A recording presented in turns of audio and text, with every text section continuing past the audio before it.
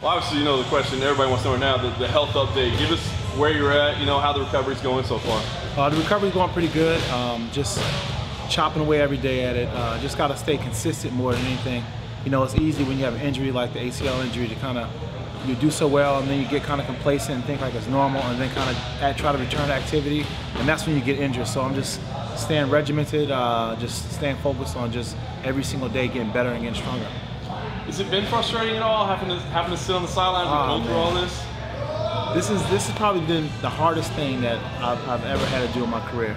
Just being able to sit out, not being able to do too much, not to do what I love to do, and I'm in the gym all the time. I'm watching my teammates go and they're fighting, and it's like naturally you feel once you've been doing the sport for so long that eventually it's going to be my turn, and it's not my turn yet, and it's just hard to sit back, and just watch the whole MMA game just kind of pass you by. I noticed, obviously with sparring day, you can't spar, but you were still here, you still watch. So, you like just still being here and being around and being with the team?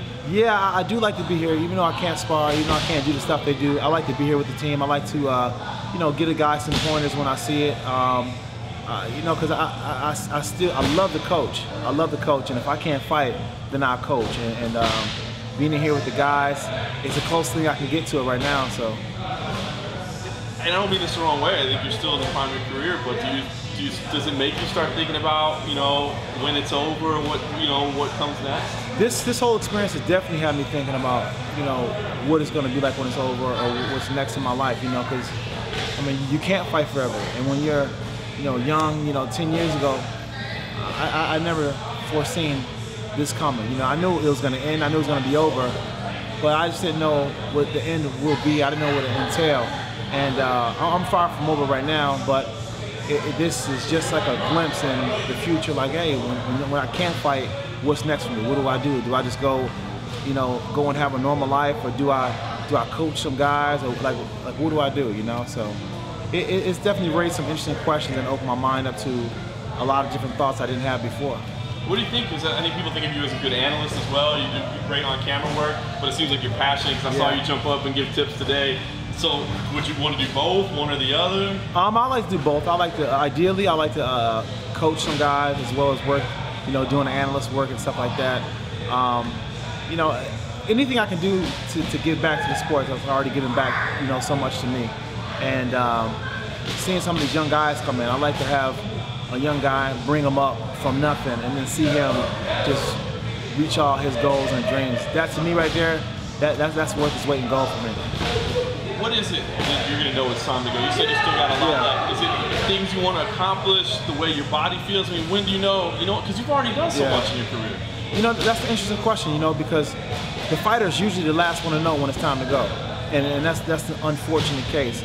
I just hope when my time comes that I'll be able to say, you know what, now I'm done. I used to say when I'm not having fun anymore and stuff like that, but there's been times where I've been in this career where I wasn't having any fun anymore. Sometimes just the whole business side of the sport, it kind of takes away from the love of the sport, and that can really make you not want to do it anymore when you see the whole what it's really about.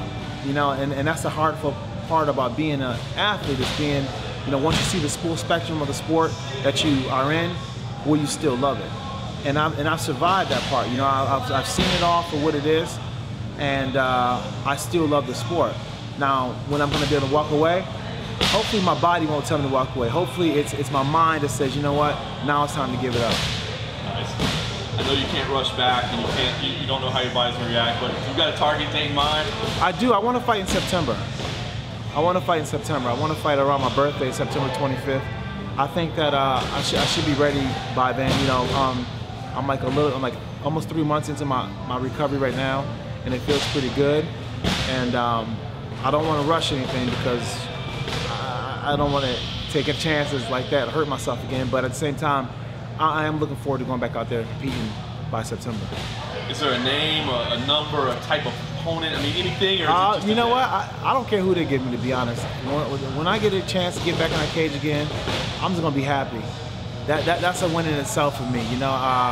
Whoever they give me, it doesn't matter. I just want to go out there and just let it go. You know what I'm saying? I've been working on a few things since I can't do too much, and I've been watching a lot of film and, you know, studying more than anything. But I feel like I've grown as a fighter, and I just want to go out there and display that. And I don't care who that's against.